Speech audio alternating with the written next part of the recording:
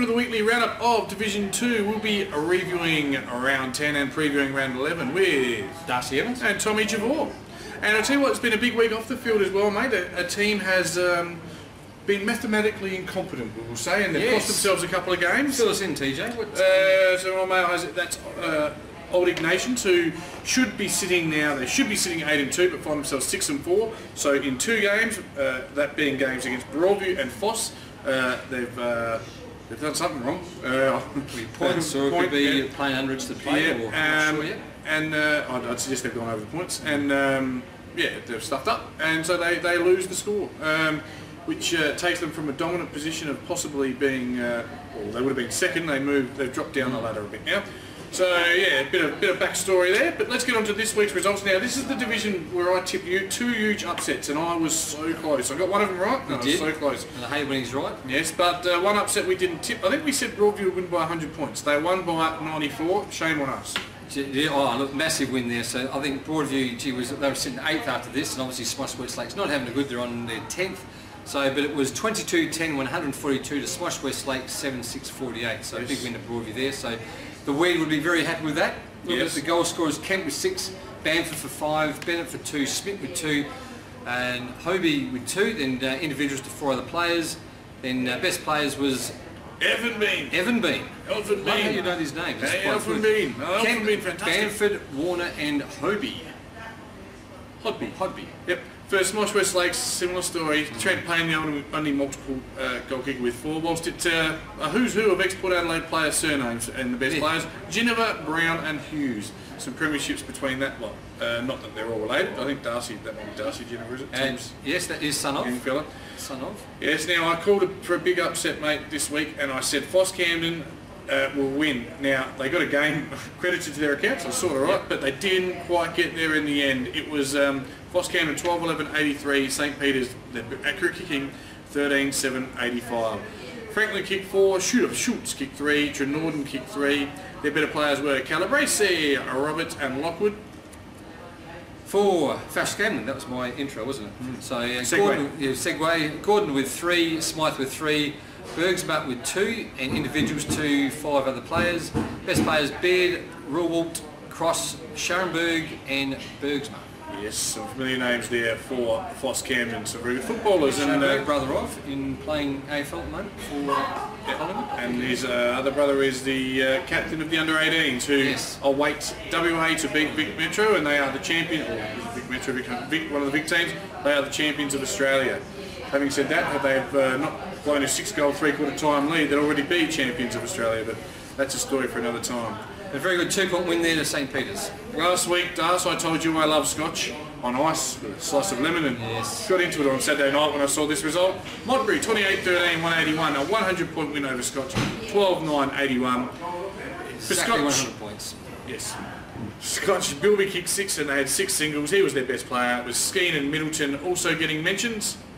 Then Scotch Bilby was 6. So I just did them. Did you? Yep. No, I didn't. Oh, okay. Verity was 6. He was very good. Moved to Modbury. Yeah. Modbury, Verity was 6. Bennett with 4. Stance with 3. Shaw with 3. Davey with 3. Gee, where's a few with 3? What? Hoffmeyer 3. And then Rankin Jr. with 2. Then individuals to 5 other players. So it did spread around. There's 13 players there, it looks like.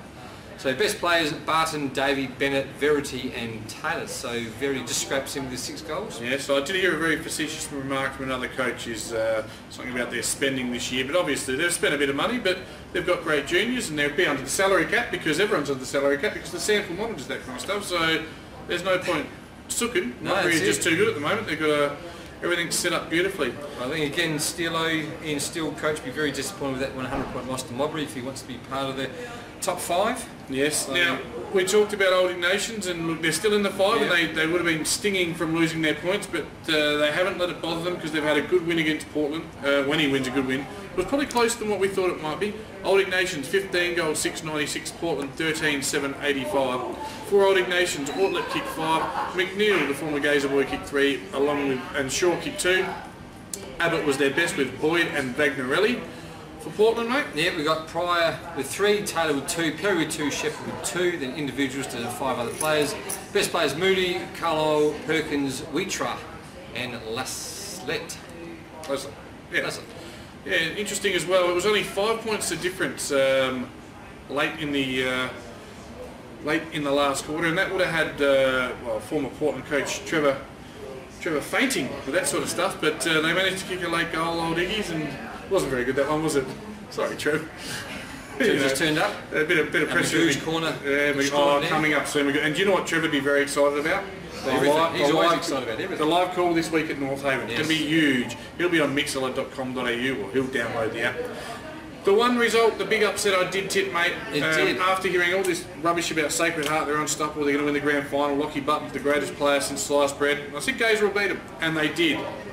There were 6 taking on taking on Sacred Heart. Were at the time they were 3rd, so no, Andrew Jung will be very happy with that win there. Yep. So no, good on. So it was Gazer 6-8-44, so very good straight kicking. The Sacred Heart 5-12, so very poor kicking there, which obviously that may have hurt them big time, which it did, 42 points. So just 2 points, and the kicking Sacred Heart kicked straight, they might have obviously got over the line, but didn't. So goal kicks for Gazer, Stevens with 2, Radetti, yeah, I probably didn't know. There's 4 or 5 other players, but the singles there. Wilson, Camp, Jones, Frederick and Radetti were the best players. Whilst the Sacred Heart, Button did kick 2, 3 players kicked singles. Forster was their best with Angel and Bosley. So a big win there to Gazer, and they needed that one basically to keep their season intact. So what that does, Modbury, standout team, 2 games here at the top. Sacred Heart sit 3rd. Now with all of this fluctuating fortunes of different points and who did what, All Nations now find themselves 3rd, 6-4, and St Peter's are 4th on 6-4. Both Broadview and Gazer are 5-5, mate, and Foss Camden and Scotch are 4-6 and 7th and 8th. So it's still an open race to the finals. There's basically Scotch mathematically in 8th, but still they're just 1 game out of the 5. Could still, but that big loss to them by 100 points on the weekend. Portland in 9th is still only 2 games out there, but I think percentage, and look, I just can't see. Look, I think the top 7 could make finals, but apart from that, you know. Yeah, Squash are up to be top 5 for me. It's like Gazer just they're up and down. Big win last week, which sort of throws a few things out. But this week's game, St Peter's and Gazer. Before we do that, it's very, very tight. We've got 5 players within 5 goals of each other. Bilby has 32 for Scott, so that's a great effort in a team that's struggling. Freddie Pryor has 30 for Portland. Trenorden 29 for St Peter's. Ortlick 27 for Old Iggy's, and Lockie Button 27 for Sacred Heart. Sorry, Dust. No. Cater Oval, we've got St Peter's taking on Gazer. Yes, so this is another one of those final shaping games. It's 4th versus 6th. I don't know, mate. At St Peter's, I think, even though Gazer had that good win last week, I think St Peter's just to get over just. Yeah, I think St Peter's as well, just. If Gazer want to be a finals contender, they need to win some away games and take some top 5 scouts with them. Like they did last week. Yeah, indeed. Modbury and Foster Camden, so top versus 7th. I think, gee whiz, Modbury by a good win here. Yeah, not huge, but be a good win. Modbury, Foss gave them a real run for their money earlier this year from Morra Ports and were leading late in that game, but Modbury ran away with it in the end of the last few. Modbury at home would be too strong. Yeah, I think. Absolutely. So now Portland Broadview, very interesting game this one. So we've got obviously 8th versus 9th. Someone must win here. Is it 8th versus 9th? No, it's 9th versus 5th. Yeah, so that's a change. Yeah. So gee whiz, well it's pretty. They were technically very close with each other, but I am going. Oh gee, one going for Broadview. You could see Portland winning this at home, and the Hose said they've got 6 of their last 9 at home, and don't write them off. I am writing them off. I'm going Broadview, but with great trepidation, because the Hose does know what he's talking about some of the time, and we hope he's actually at home on the crapper. With diarrhea, and we heard all about it today, every single bit of detail. And he's quite ill, so we wish you all the best in your speedy recovery. And apparently he's lost 6 kilos in 3 hours. So good luck recovering, host. Sacred Heart and Old Iggy's, so they've both made mistakes this week. Sacred Heart have dropped a game they should have won, and Old Iggy's have lost 2 games without even playing. So this is 2nd versus 3rd. This is a huge game. No, I'm going for Old Iggy's. Still think they're the better team. Yes, they lost a couple of games by not even playing, but I think Old Iggy's are the better side this year. Yeah, I think Sacred Heart have been playing above themselves at this stage. They'll come back to the pack a little bit, and I'm going to go Old Iggy's in an upset as well. Yep. And Smosh and Scotch. So Smosh. Smosh West Lakes at Scotch, even though it's at Smosh West Lakes Shore Oval, I'll be going for Scotch College on this one. I think he's still certainly Well, I'll tell you, Smosh, they won a 9, but that one was from another points indiscretion. That time it was Broadview. Jeez, people going out up in Div 2. This is the big one for Smosh. I think this is the one they can win. If they can start well and kick straight. I want to tip them, but logic won't let me, so I'll take Scotch. But gee, I'm hoping, cheering, praying for Corey Payne they can get a win and sing the song at the Den 1 year after the loss of John Boyd. So that'd be great for the club if they can. This has been the Div 2 Weekly Roundup. We'll be back next week. See you later.